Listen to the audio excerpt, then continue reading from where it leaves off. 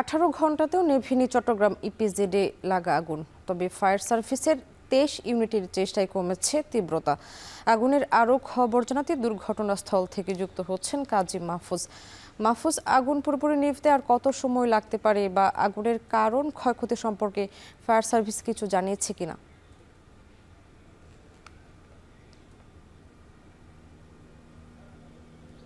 স্বামী আগুন অনেকটাই এখন নিয়ন্ত্রণে বলা যায়, হয়তো কিছুক্ষণের মধ্যেই পুরোপুরি নিয়ন্ত্রণে চলে আসবে। একটু পরেই ফায়ার সার্ভিসের পক্ষ থেকে সংবাদ সম্মেলন করে বিস্তারিত জানানোর কথা আমাদেরকে জানানো হয়েছে। তবে এখন পর্যন্ত যে অবস্থা সেই জায়গাতে আমরা দেখতে পাচ্ছি ভবনের নিচতলা থেকে কালো ধোঁয়া বের হচ্ছে। যদিও ফায়ার সার্ভিসের এই মুহূর্তে 17টি ইউনিট একই সাথে কাজ করছে। আমরা দেখেছি রাত 3টার দিকে ফায়ার সার্ভিসের অত্যাধুনিক দুটি ক্রেন আনা হয়েছিল এখানে। সেই দুটি ক্রেনের মাধ্যমে আগুন নিয়ন্ত্রণে কিন্তু বেশ সফলতা এসেছে বলছেন ফায়ার সার্ভিস কর্মকর্তারা।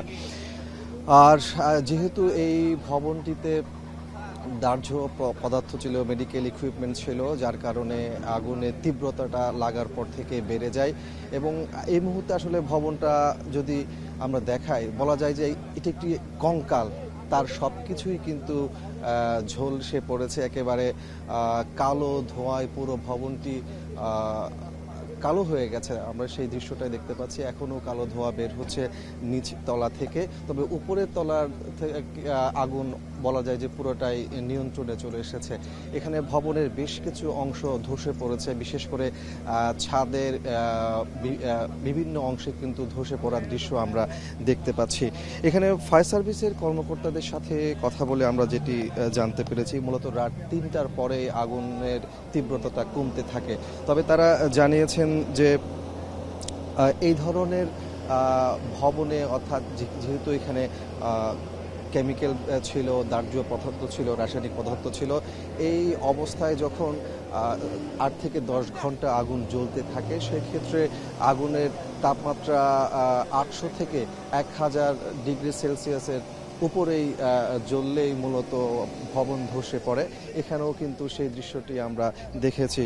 তো এই অবস্থায় আসলে বলা যায় যে সবকিছু মিলিয়ে ফায়ার সার্ভিসের সার্বিক প্রচেষ্টা, নৌবাহিনী, সেনাবাহিনী, বিমান বাহিনীরও বেশ কয়েকটি ইউনিট এখানে আগুন নির্বাপনে কাজ করেছে। তো সবকিছু মিলিয়ে বলা যায় যে আগুন অনেকটা নিয়ন্ত্রণের দিকে চলে আসছে, হয়তো কিছুক্ষণের মধ্যেই পুরোপুরি নিয়ন্ত্রণে চলে আসবে এমনটি জানিয়েছেন। আর ক্ষয়ক্ষতির যে বিষয়টি, সেটি কিন্তু এখনো পর্যন্ত নির্দিষ্ট করে বলা যাচ্ছে না। ফায়ার সার্ভিসের পক্ষ থেকে হয়তো কিছুক্ষণ পরে যেটি সংবাদ সম্মেলন হবে, সেখান থেকে আমরা বিস্তারিত জানাতে পারবো। এ ছিল আমার কাছে আগুন লাগা এবং নির্বাপনের সবশেষ তথ্য।